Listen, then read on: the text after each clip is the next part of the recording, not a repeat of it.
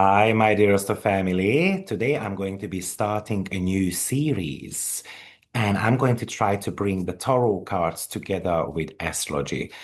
Potentially, many of you don't know, but the very first divination tools that I learned about 25 years ago was tarot cards. And one of the ways, what happened was I was about 18 years old after I lost my grandmother. I went to rent a video. And I found this business card there which said tarot reader. I didn't even know what it meant, but it made me curious because it was mentioning that we can map out your future a little bit and I can give you guidance of, where to go. So I went to see this lady. I remember I paid $25 at the time. We are talking about 25 years ago, so that was pretty much a huge amount of money. It was one-fourth of my salary. I remember that. And I got intrigued. My life was laid out to me on free cards, and it was fantastic. So I decided that I needed to study tarot cards so that I can potentially help myself as well as people around me to be able to have a glimpse into their own future or helping themselves or myself with self-development. So, tarot card has always been close to my heart, and I thought, why would we not be able to bring that together with astrology? So, therefore, I decided to go through the 12 cards. Today, we are only going to be looking at the Magician card, so I can give you a bit of a glimpse how to bring tarot cards and astrology together. Do let me know in the chat box below whether you would like to listen to these type of videos. Um, are you as excited as me about this topic, or, because obviously this channel is for you. So if this is not in your interest, I completely understand. But I'm going to be putting the magician card on the screen so that you can exactly see what type of symbols I'm talking about. Mm. So the magician card, the very first card of all, the magician is a card of action, manifestation, conscious will. In astrology, it is traditionally associated with Mercury. Just as the magician stands with one hand pointing to the heavens and the other to the earth, Mercury acts as the bridge, the messenger between the divine thought and the physical expression of the world. So, to understand how this Mercury and magician energy plays out in real life, consider, for example, these two situations. We have got a professional negotiator. Imagine someone in a high stakes business meeting. They have all the tools on the table, the data, the charisma, the strategy. So that's a Mercurian aspect because their mind is moving at lightning speed, processing information, finding the right words. And the magician card, it's not just about thinking, they are doing it as well as downloading information. They use their intellect to transform a stagnant conversation into more of a signed contractual agreement. But the magician, is kind of like the master of tools. The magician represents the conscious mind's ability to manipulate the physical world using the elements at his disposal. You can see the suit symbols on the card, the cup, the pentacle, the sword, the wand. And Mercury provides the mental dexterity and the tricks of the trade required to make magic happen. Without Mercury's logic and communication, the magician's power is kind of like aimless. So without the magician's will, Mercury's information is just a piece of data, basically.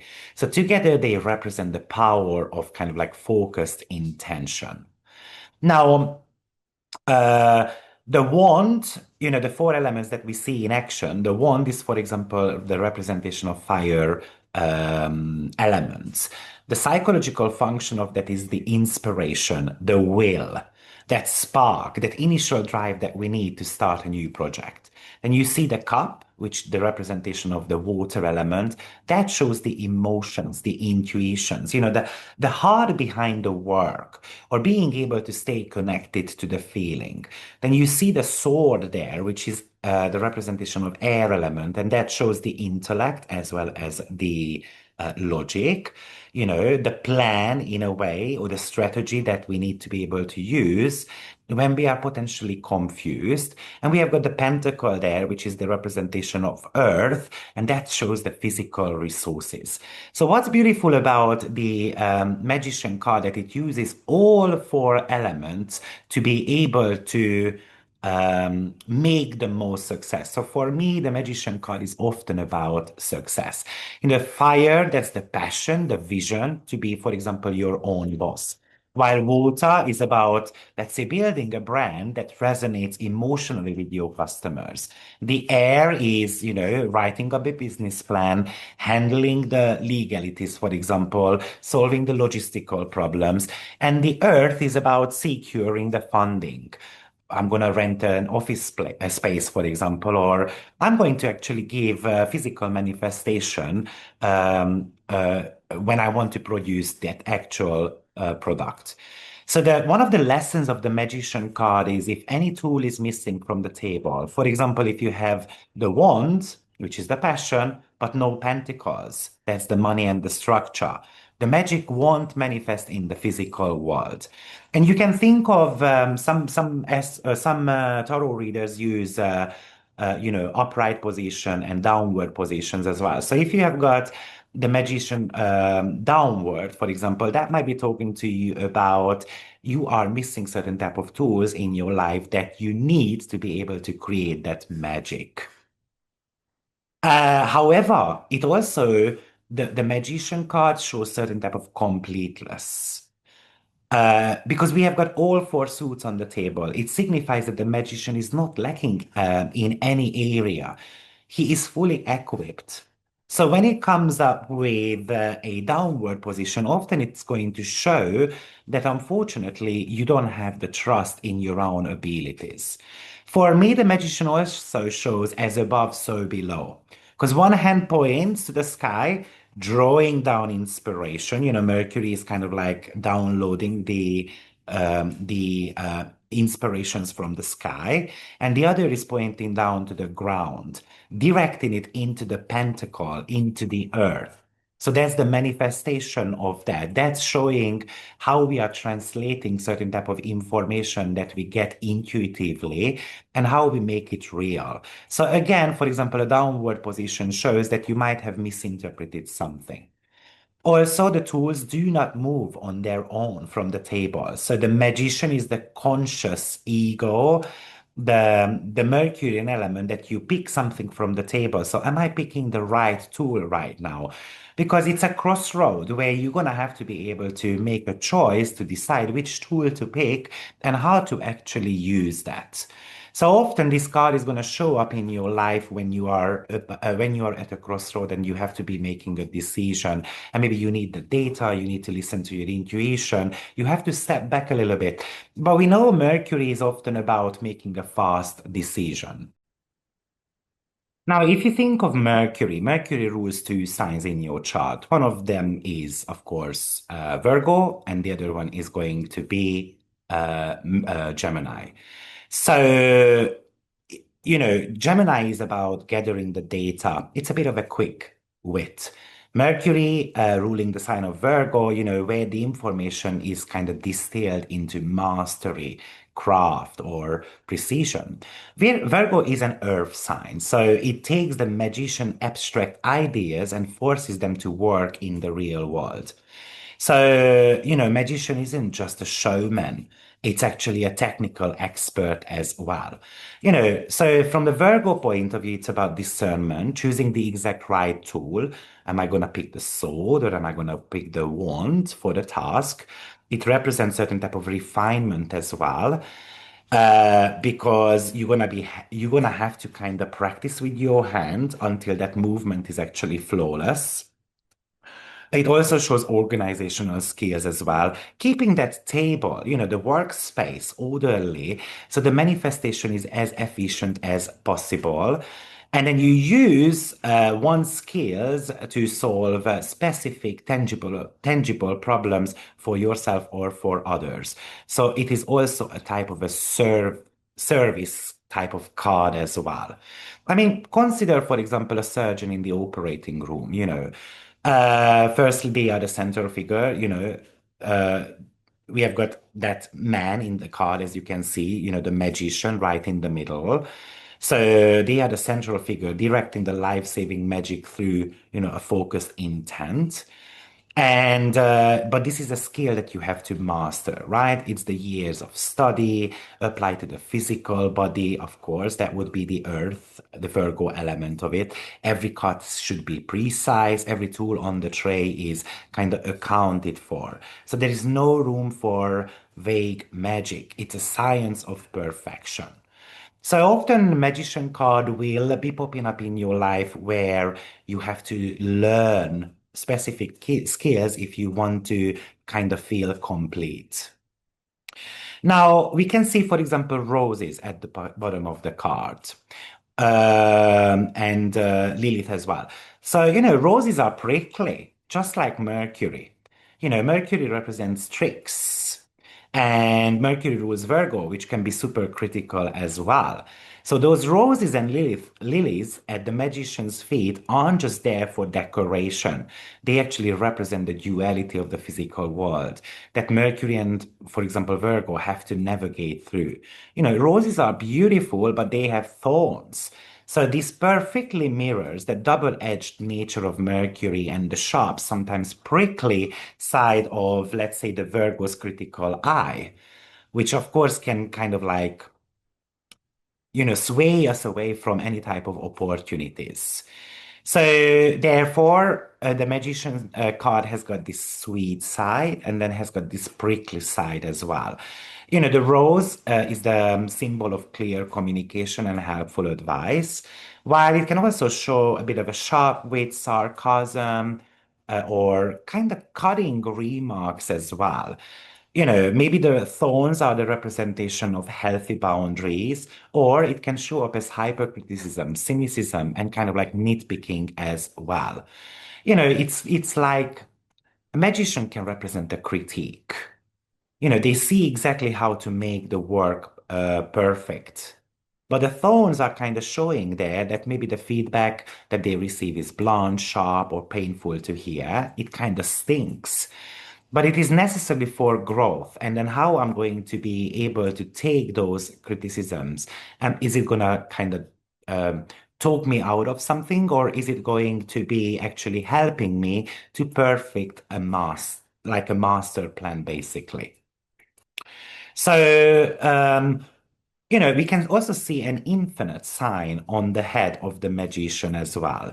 Lemniscate, basically. It's the lemniscate symbol. And that's the ultimate Mercury power move there. It shows the eternal nature of thought and the infinite loop of energy between the spiritual and the physical world. So imagine this as kind of like a ping pong of ideas, never-ending mental activity. It's the feedback loop as well, where we analyze, we improve, we repeat certain type of tasks. Somehow that infinity sign shows the bridge between the conscious and the unconscious part of our life. But we have to be able to find the balance as well, between theories and physical practice, for example. Now, when you think of Mercury, it's the ruler of Gemini and Virgo, but it has got a detrimental position in the sign of Pisces as well as in Sagittarius. So this is the communication element. And the detriment is when we are unable to see, for example, the bigger picture, or when we are unable to use our intuition for our own benefit, and then we might be getting swayed by our intuition into different type of roads. So that infinite sign is, it might show that we have entered a loop where your mind and your hands are one, but they might not be moving together, for example. But the magician card somehow shows that your thought moves instantly into an action without any type of hesitation. Of course, you have to be using your own hands to be able to create something, right? So this is exactly where the infinite symbol lives, in that effortless repetition where the person becomes, the vessel for those skills. And you could do it forever because this energy is kind of like self-sustaining in a way.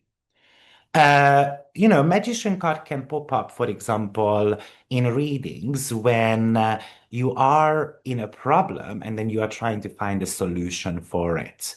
And that infinite sign somehow shows to me that maybe you are in a closed loop system and you don't know how to get out of it.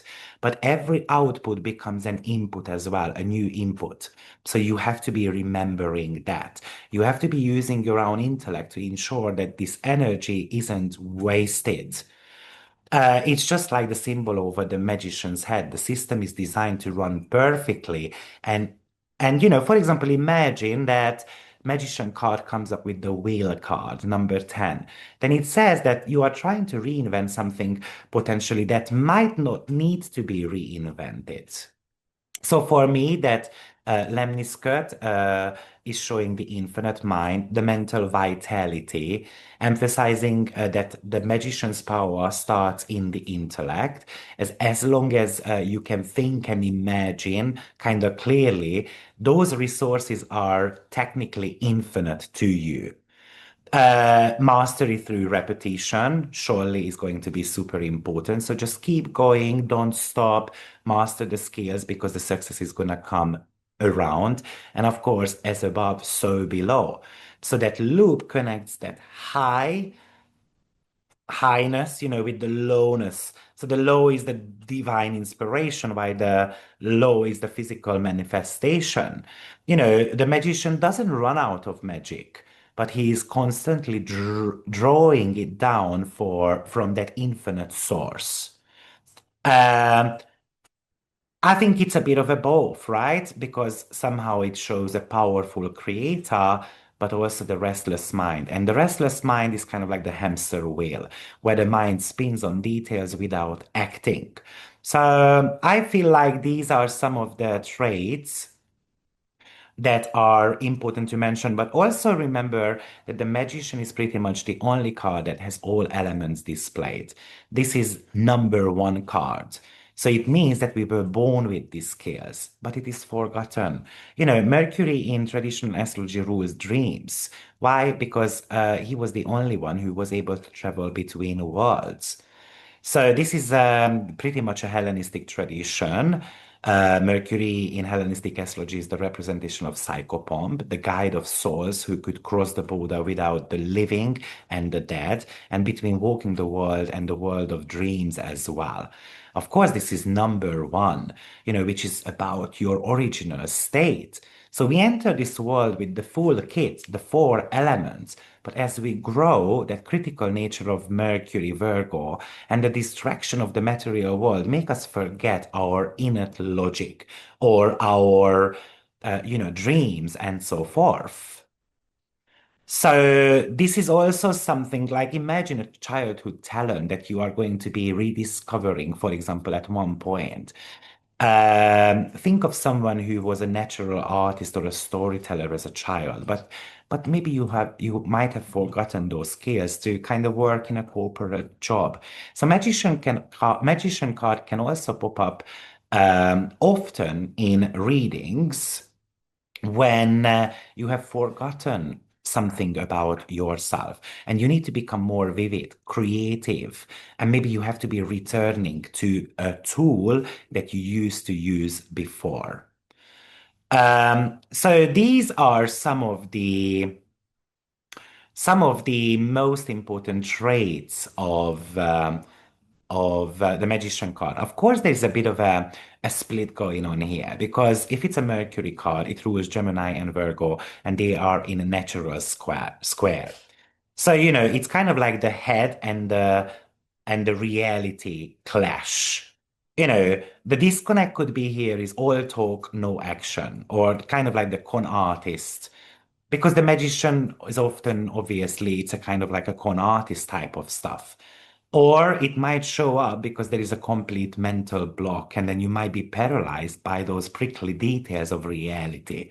This could show, for example, scattered energy as well. Well, too many wants, such as ideas, and no pentacles, so no results, no action, no money for it. Or there might be a technical failure, having the tools but no inspiration to use them. So often this is going to be especially with a downward magician card popping up in your chart, that you are not balancing something out right. And the very last thing that I would mention is that you can see that the magician is actually wearing a white robe with a red cloak underneath. So I think that's the visual representation of that as above, so below philosophy. The white is the color of purity, potentials, and the soul. It is the representation of that Gemini Mercury side, the idea, the clean slate, the number one.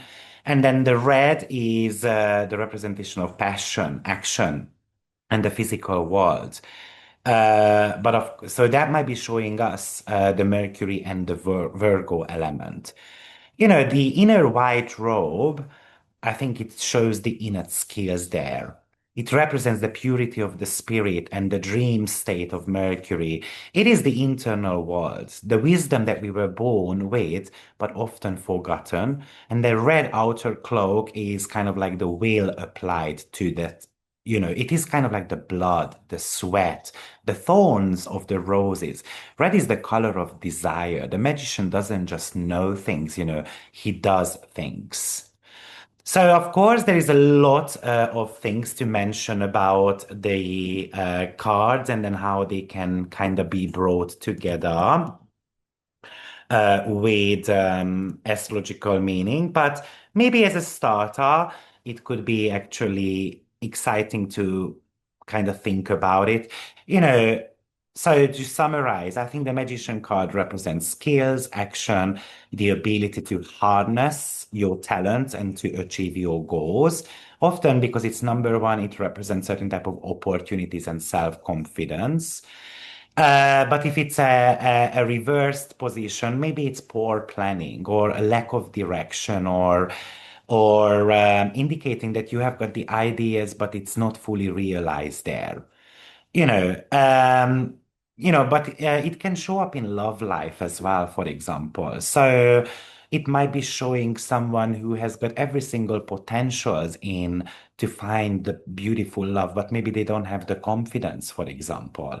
In career readings, it might be showing up that you are going to get promoted.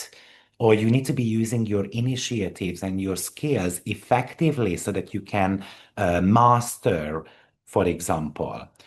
So this is the magician cards meaning for me. So I hope you enjoy this video and I will see you in the next one. Take care. Bye bye.